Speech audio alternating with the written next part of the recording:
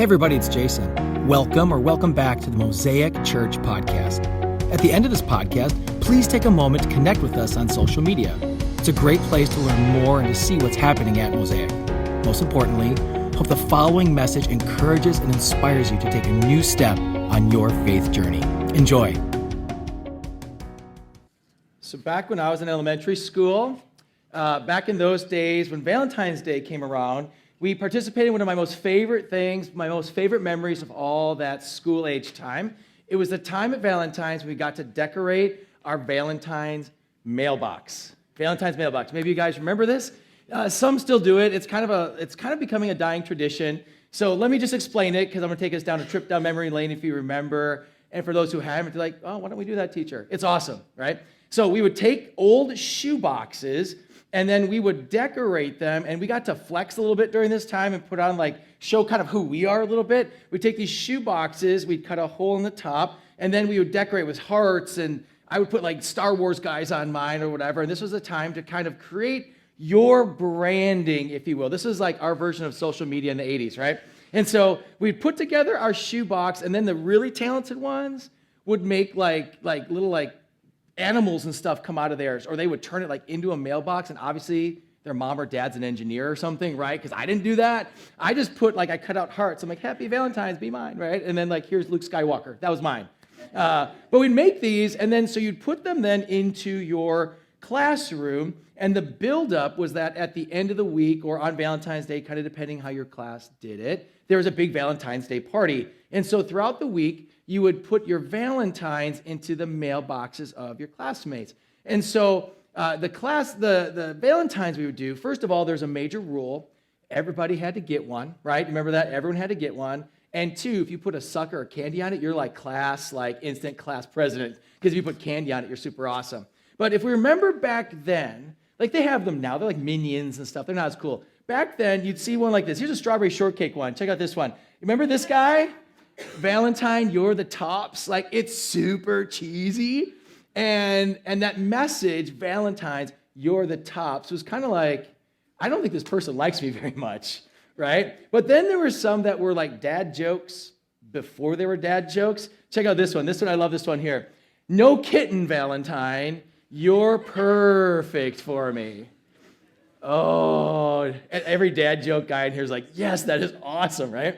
And so we would get these, and here's a little something that I would do, and I think you did too. We attempted to find if there's a special meaning behind one from that person that you liked. If you got one that was G.I. Joe, hey, you're good at conquering people, you're that's not fun, right? Or if you got the one, you're the tops, that's not a good one. You're looking for that really special, it's Valentine, you have my heart. Valentine, be mine. Please. Those kind of you're trying to find, is there some special meaning behind that kid that you like? And so you'd sit down at Valentine's party, you'd sit down and start opening your cards, and okay, I don't like John. Just toss to the ones, and you're looking ooh, this one is from Amy. This one is from Brian. And you'd open it, and you're looking for that special meaning, hoping that you would get that kind of special message. And you look over and kind of give away. Remember, come on, sixth grade love. We loved it back then. And it was such a special time because this is really the first time we're kind of processing a little bit at that age. What is this all about?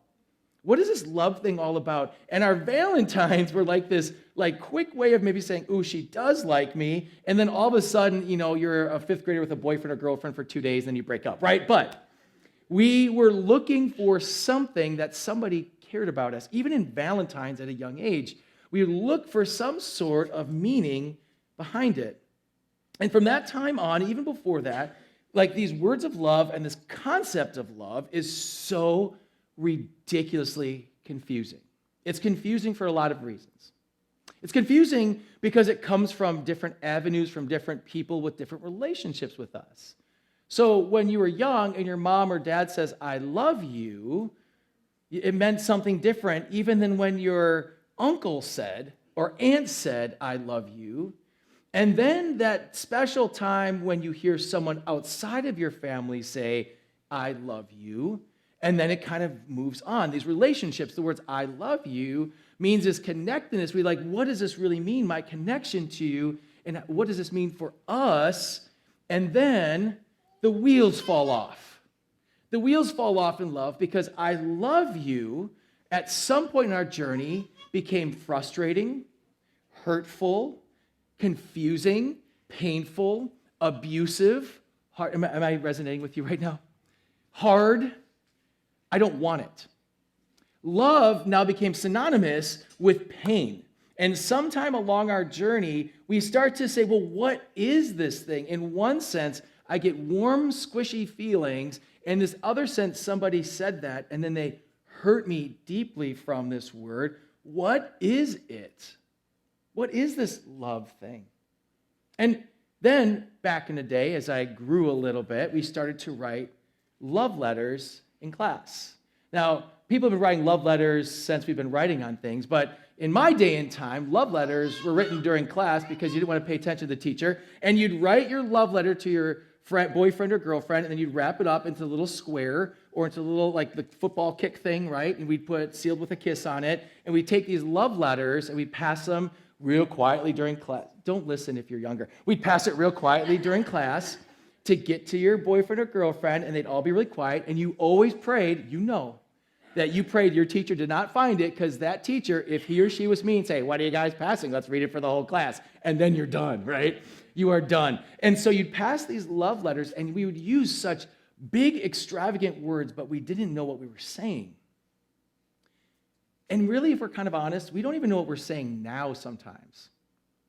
Because there's relationships that say, I love you because they have to, but they're meaningless. There are relationships that say, I love you, but at the same time are abusing people. There's relationships where love is used and then shown. It's healthy, it's vibrant, it's growing. It's a love that is deep-seated and it's sacrificial. And so we've been working through this, and right now, everybody in this room you're thinking through your journey, I know. And every one of your journeys are completely different, which means our concept of love is so very different. It's so vital for us as Christians, vital. It's not even like an option to grasp the idea of love and to live it. Because the whole purpose of us and the whole purpose of our relationship with God is centered around the concept of love that has a clear definition. But his type of love is one that we're supposed to be embracing and then radiating out into the world for others. And his concept of love has nothing to do with what we feel. It's actually how we live and who we are. How we feel changes day by day. We base our love on how we feel. I love you today, I don't like you tomorrow.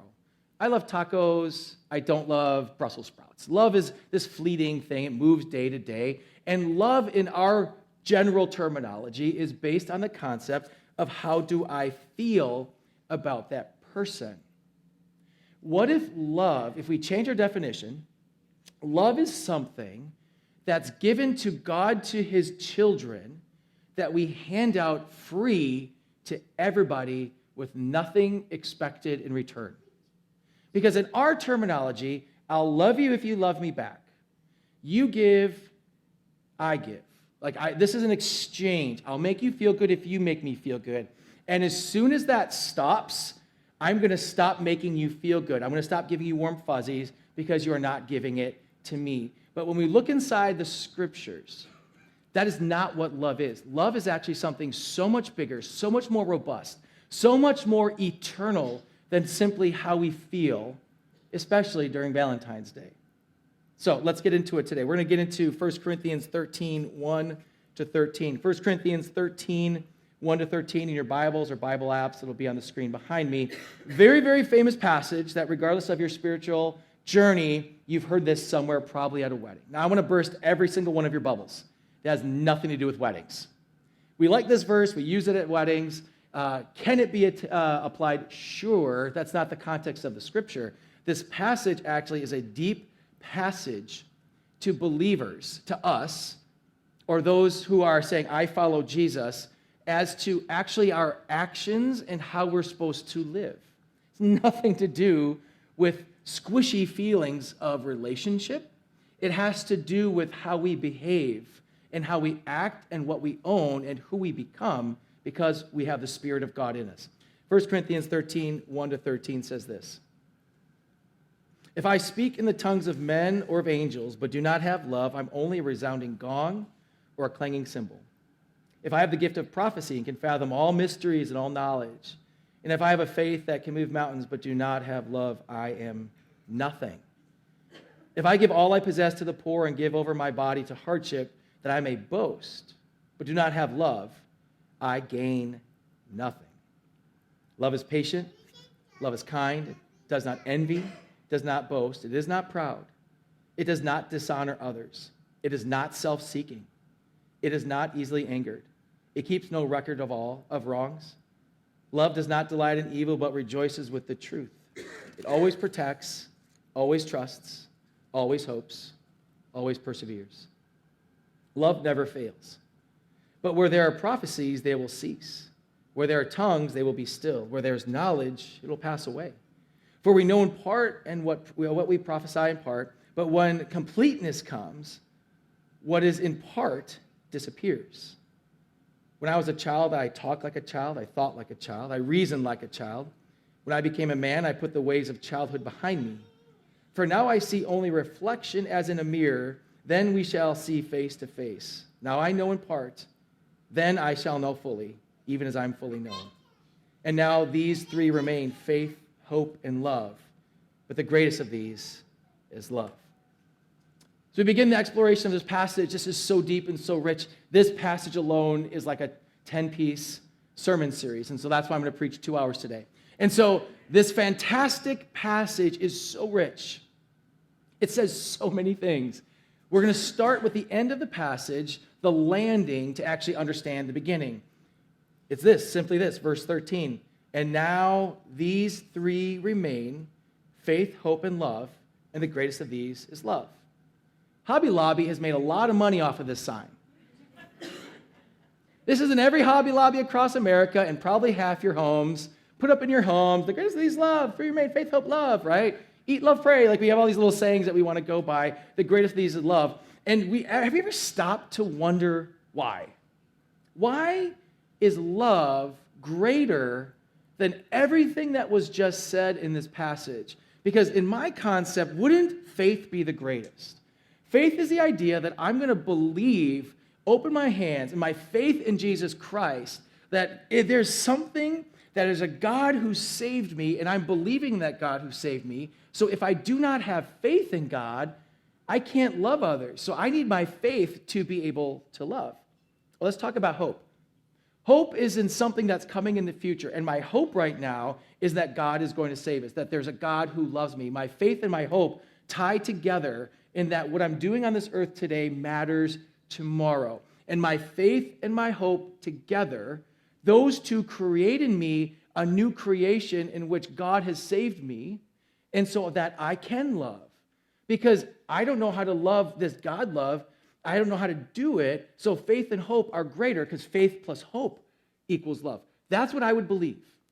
But that's not what the passage says. Passage says that love is greatest of all these. And it's actually a very, very simple breakdown when we think of this.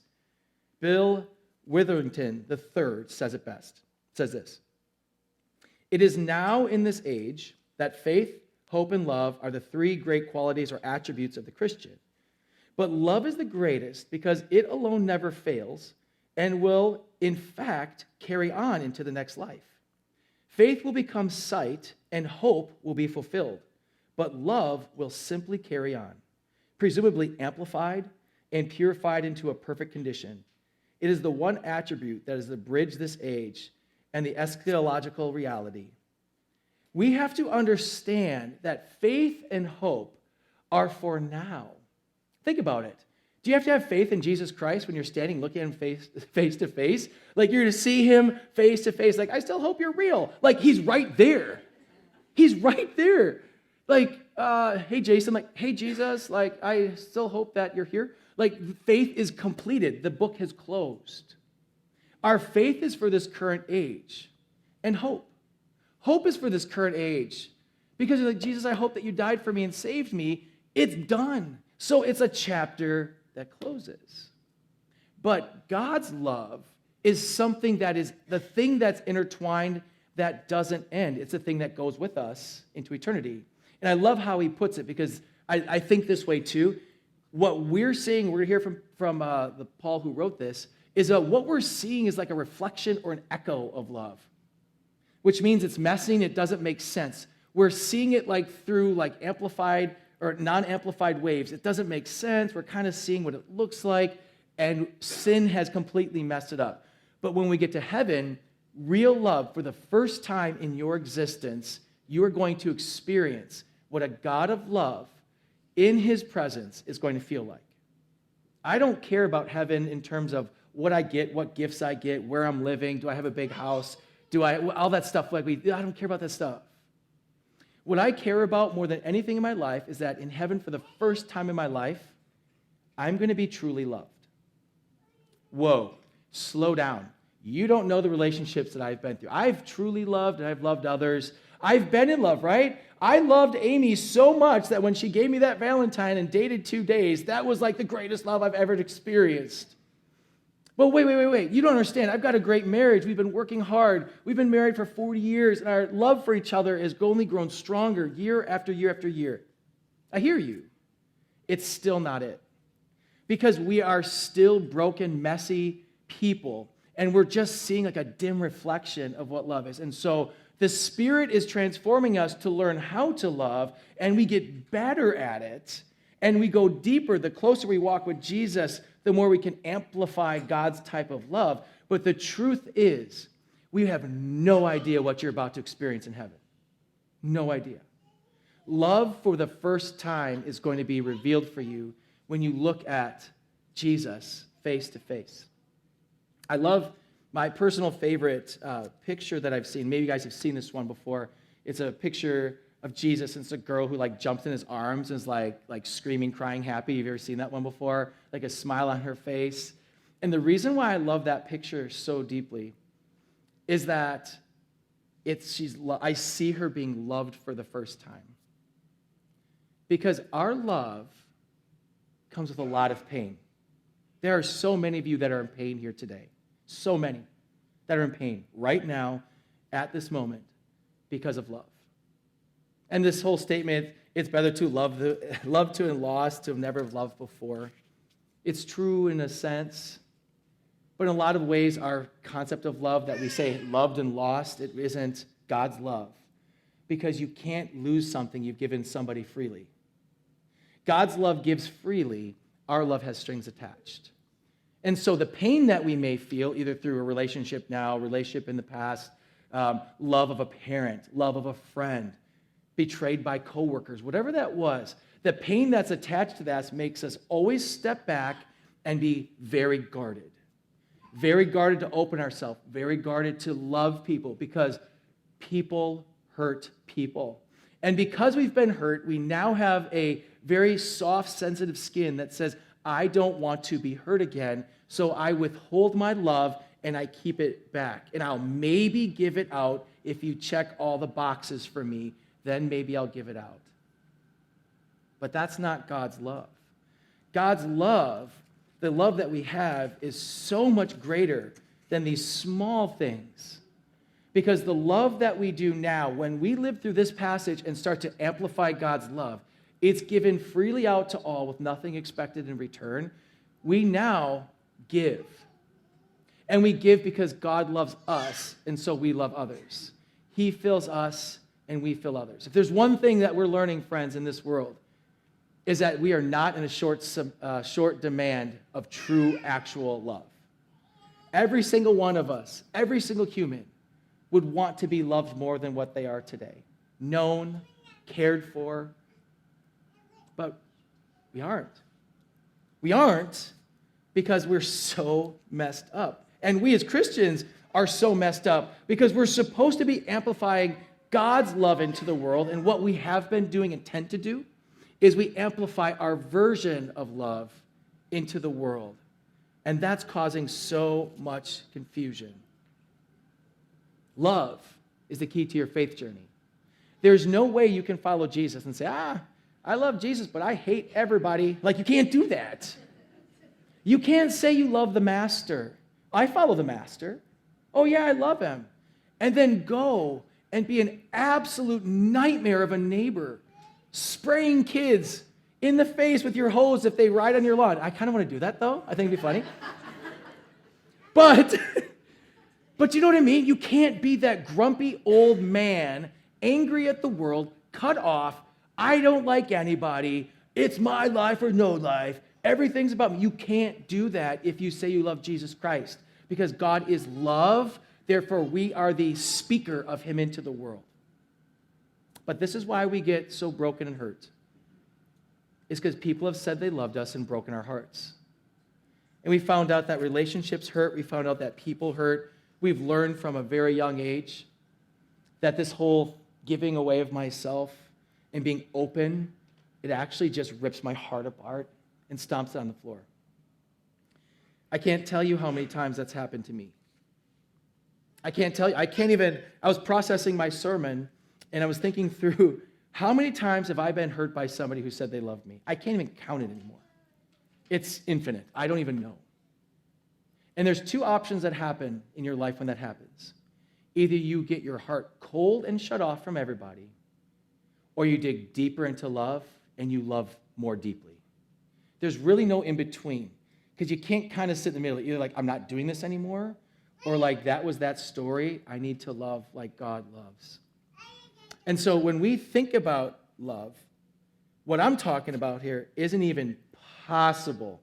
It isn't impossible, because this type of love that we're talking about isn't a human type of love. This is a God-given gift that comes from his Spirit transforming us, that we can then love out deeply into the world. Worthington III says this again, a different part of his book, says this: the setting of chapter 13 makes evident that Paul is not talking about natural human love, but a sort of love that a human being can only express and share when he or she has been touched by God's grace and enabled by God's Spirit. It goes quite against all natural human inclinations to love the unlovely or those who do not love in return. Notice that this type of love that we're going to dig into in chapter 13 isn't about one where you get the squishy feelings back. This is one where you're an advocate, you are a disciple, and you are one of God's children who's on mission to blast love into a loveless place. Let's listen back into this first part of the passage, 1 Corinthians 13 again. Listen to this, 1-3. If I speak in the tongues of men or of angels, but do not have love, I'm only a resounding gong or a clanging cymbal.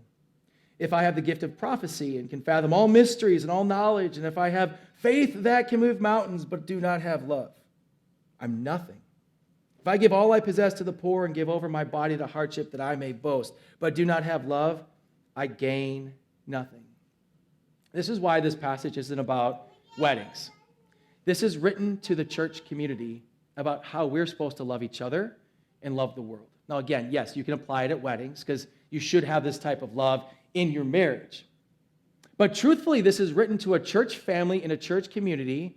You could write this first Mosaic 13:1, right? He's writing to a church family. And this is what he's saying to this church family. Hey guys, I want you to hear this very, very clearly. You need to love, and all of your spiritual gifts and everything you're doing for God and all of your mission work and all of this giftings and everything you're doing that you think that you're doing to please God. I love everything that's going on, but if you don't do it in love, it's worth nothing. It's not the currency of heaven. The currency of heaven is love. So everything that you're doing, if you're not doing this out of love, is nothing. It's worthless. You're gaining nothing.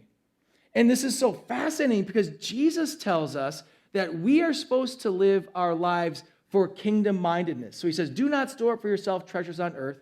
Things rust and things blow up and get bad, right? My variation. But we're supposed to store up for ourselves treasures in heaven, which means we live for the kingdom. And he's saying, if you're living and doing things for the kingdom, but if you're not doing it because of love, you get nothing. It's worthless.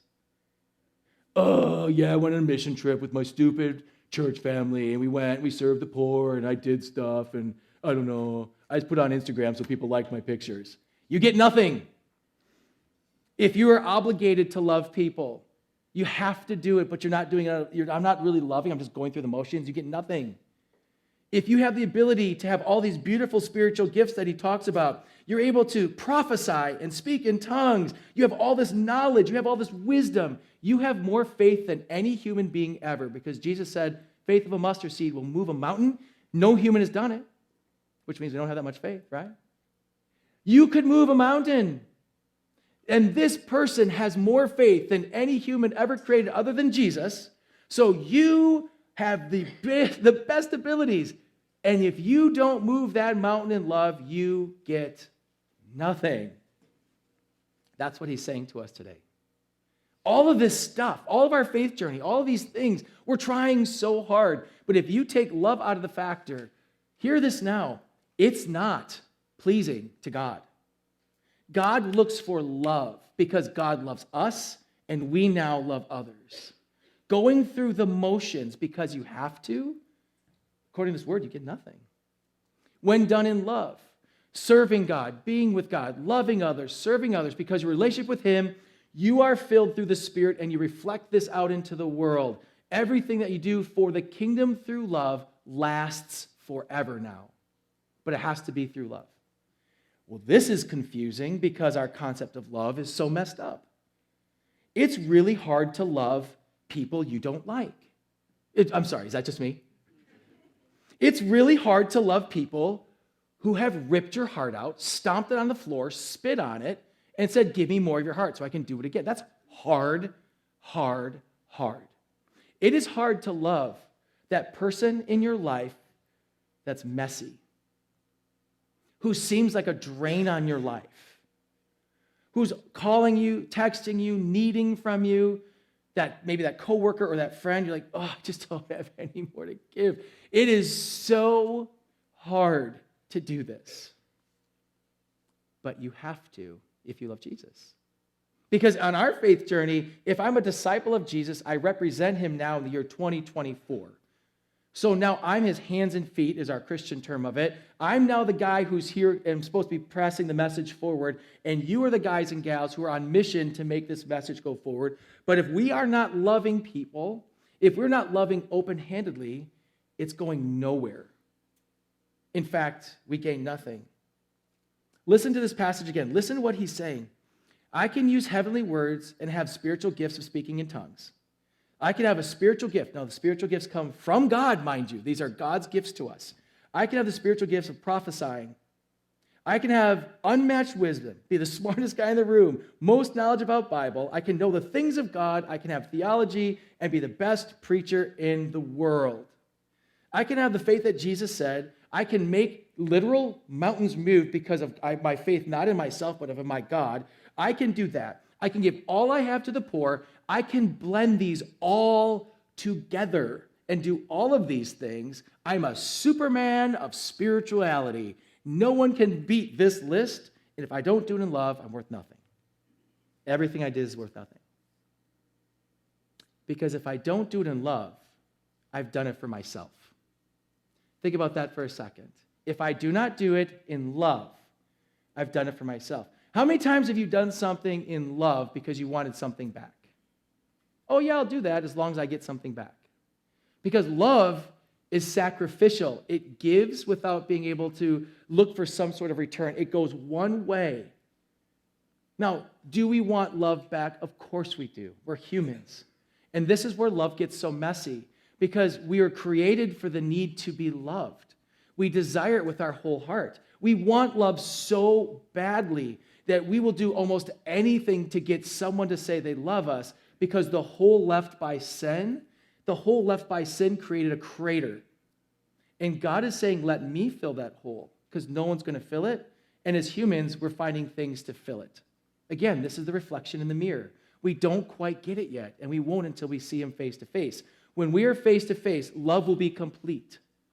Love now makes sense. And you're going to say, I can't believe I ever wanted that other cheap imitation. All I want is you. And the beauty of our faith journey, friends, is you can experience it now. Now, it's not going to be the same, because when we see him face to face, that's when it makes sense, right? We're in the mirror. But we can experience God's love now by loving and digging more into him. But if we're honest, we're distracted by a million other things in life, a million other loves that are like the cheap microwave version of love, the cheap imitation, because, well, that fills me for now, kinda, and it leaves us wanting more. But God's love never leaves us wanting more. Moving on into our passage. What is it? What is this enduring love? What does it look like to be a person who loves? And what, if we're honest, should we expect from somebody who says that they love us in a God-type love? 1 Corinthians 13, 4-7 says this. Love is patient. Love is kind. It does not envy. It does not boast. It is not proud. It does not dishonor others. It is not self-seeking. It is not easily angered. It keeps no record of wrongs. Love does not delight in evil, but rejoices with truth. It always protects, always trusts, always hopes, always perseveres. This list is impossible. It's impossible. It says the word always. I don't always trust. I don't always hope. I don't always persevere. I'm not always patient. I'm not always kind. I envy sometimes. I'm proudful. I dishonor people. I'm self-seeking. Why would you give us an impossible list? Paul, nice speech. It's impossible. And the point why this is impossible, it's showing you what God's love is, because it is impossible for you, but not through the Spirit of God in you and through you. In fact, the deeper you go into your relationship with Jesus, this is the love that starts radiating out of you. Your love and you become patient. Your love and you become kind. Angry Jason sitting on the lawn, spraying kids with a hose. That's not kind. Love through Jesus, through the gifting of the Spirit, is not envious. It doesn't talk about how great it is. It isn't proud about it. It's humble. It's quiet. It's just giving freely. Love from Jesus looks completely different because it's not angry right away. It's not keeping a record of everything that happened. It's not saying, like, that's evil, but it's okay, no big deal. Love doesn't like it. God's love is not excited about anything that's outside of God, because God's love does not delight in evil. It hates evil, so much so that his son had to die for us to fix our problem of evil. What it does love is truth. It's protection of others. It's trust and hope, and it perseveres. For me, the word persevere is important in love, because perseverance is something, if I could say, our community, our culture has given up on, is perseverance. Love of a church family. You think about a church family and things that you go through as a church and a church family, and in our day and age, like, I don't like that church because so-and-so wore jeans when he preached. I'm out of there. That's not persevering. That's just consumerism. Perseverance is the fact that I am with a family through thick and thin. Perseverance in your marriage says no matter what is happening, if I love like God, I'm going to keep fighting for perseverance to become even just echo what God's love looks like, even though this whole thing, I don't quite understand it. Perseverance is something that we are not accustomed to anymore, because perseverance hurts. It may mean that you are going to be crushed. But if you look at Jesus' ministry, he was crushed. Why would we expect anything else? And if you look at this list and we start to look at Jesus and his ministry, when you read through the book of John, Mark, Luke, and you start to see how he acted, this is how he acted. This is how he responded to people. He was showing us and was a living example of love. And now Paul just writes down the attributes of Jesus. Jesus is patient. He is kind. He is not envious. He doesn't boast. He's not proud. He doesn't dishonor others. You get where I'm going with this. It's just him. And so we are now the amplifier of this love into the world, because this is the perfect picture of love, and God is love. Man, can you imagine? Can you imagine what it would feel like? Because none of us have experienced this. Imagine what this list felt like if it happened to you. And maybe your spouse or your friend gives you some of these, but not to the fullest extent. Maybe a friend or spouse, coworker, neighbor, gives maybe portions, but there's always things lacking. Now imagine What happens if you start to amplify this into people's lives? You start making this list a priority, and you start amplifying love out, expecting nothing in return. This whole list is about being transformed into the likeness of Jesus. So if I can do this well, do you think people are going to start saying, I hate Christians because they're so hypocritical? I won't go to church, they're hypocrites, which is the number one saying, if you don't know. Instead, they'll say, what's your deal, and how do I get more of that? Because everybody wants this love. The question is, who's giving it out? Let's keep going on in our passage, verse 8. Love never fails. But where there are prophecies, they will cease. Where there are tongues, they'll be stilled. Where there's knowledge, it will pass away. For we know in part, and we prophesy in part. But when completeness comes, what is in part disappears. When I was a child, I talked like a child. I thought like a child. I reasoned like a child. When I became a man, I put the ways of my childhood behind me. For now I see only reflection as in a mirror, but then we shall see face to face. Now I know in part, then I shall know fully, even as I'm fully known. All of this list that it started with now comes back to say this. All of these spiritual things, they're all going to stop. All of this lack of love is going to stop. All of these things for our day and age, this is going to come to an end. The end of the chapter is going to come. For all of these spiritual gifts, all of these things in which God has given us here on earth, all of our spiritual practices, all of our quote-unquote religion, if you will, on your spiritual journey, how you call it, all of this ends when we get to heaven. Because now it's in part, but then it was whole. And so when it goes to when it is whole, the only thing that's going to matter is love. All that's going to come with us is love. Not your Ford F-150, great truck. It's not coming with you. Not your lake homes. Not your kid's sports schedule. Not your spouse. Not your kids. You and Jesus. Love. How are you loving today? And I know I'm going to be very gentle with this because pain has caused a lot of us to grab and hold and shrink in. I hear you, friends. I hear you. I do that too. I have this reaction, this gut reaction from things that have happened in my past. When you hit a certain nerve, I'll recoil and come back. I've been honest about that. Some of the things that have happened in the past of us even planting has made it hard for me to just open myself up to relationships again and new friendships. It's been hard because I've been hurt so bad. So I hear you on this, but we can't stay there. We have to move forward. We have to open our hands up. We need to love because time is short. Either your life or Jesus coming back. Packers lost. Jesus, you can come back now. We're cool, right? Something's going to happen in either course of our life. Either we're going to pass from this earth and you're going to see him, or the trumpet sounds and Jesus coming back and I'm out of here. Like, hey, cool flex, I'm gone. Like, this world has nothing to offer us anymore, right?